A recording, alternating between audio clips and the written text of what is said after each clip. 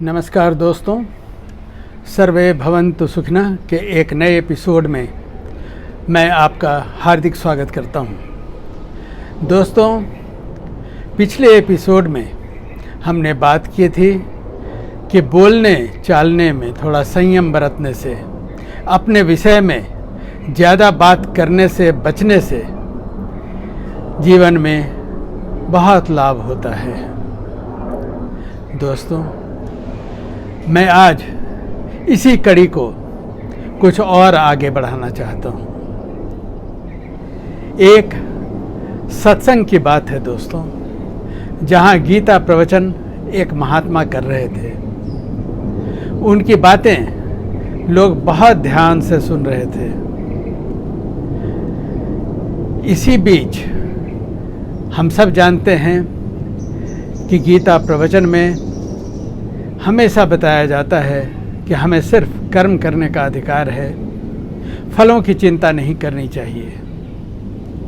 बहुत देर स्वामी जी की बातें सुनने के बाद उन्होंने कहा कि अगर किसी के मन में कुछ शंका हो, कुछ प्रश्न हो, तो वह हमसे कर सकता है। एक बुजुर्ग व्यक्ति खड़े हुए, उन्होंने कहा, प्रभु आप ये बताएं कि मुझे फल कब मिलेंगे।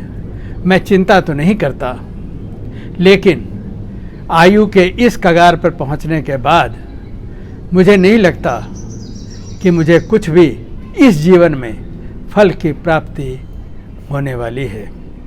उन्होंने कहा कि मैंने सिर्फ कर्म किया है, सिर्फ पुण्य का काम किया है, लेकिन फिर भी मुझे आज तक तो ऐसा नहीं लगा कि मुझे उसका कुछ भी फल प्राप्त होने वाला है।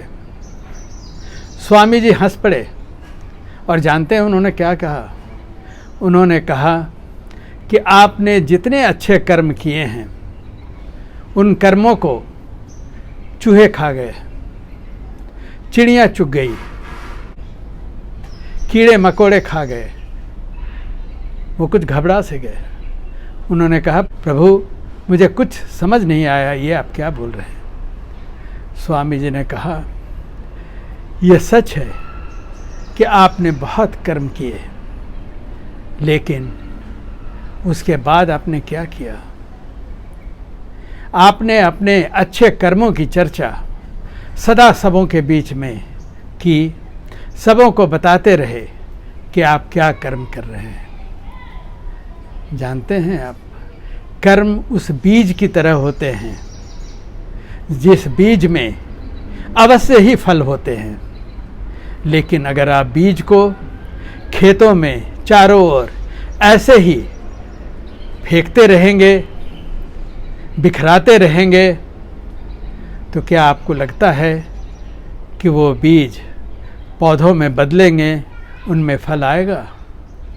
वो ज़मीन के सतह पर रहते हैं, कीड़े मकोड़े, चूहे, चिड़ियाँ सब उसे चुग जाते हैं।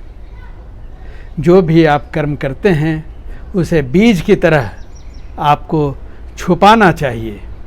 हर बीज को ज़मीन में हम कुछ अंदर डालते हैं, ऊपर से मिट्टी डाल देते हैं, जिससे कि वह सुरक्षित रह सके और समय आने पर वह पनप सके, पौधा बन सके, पेड़ बन सके। लेकिन हम लोग स्वभाव से ऐसा नहीं करते। हमारे सर्व जितने कर्म हैं वो एक बीज रूप में हैं। किन्हीं से भी उनकी चर्चा करने की आवश्यकता नहीं है।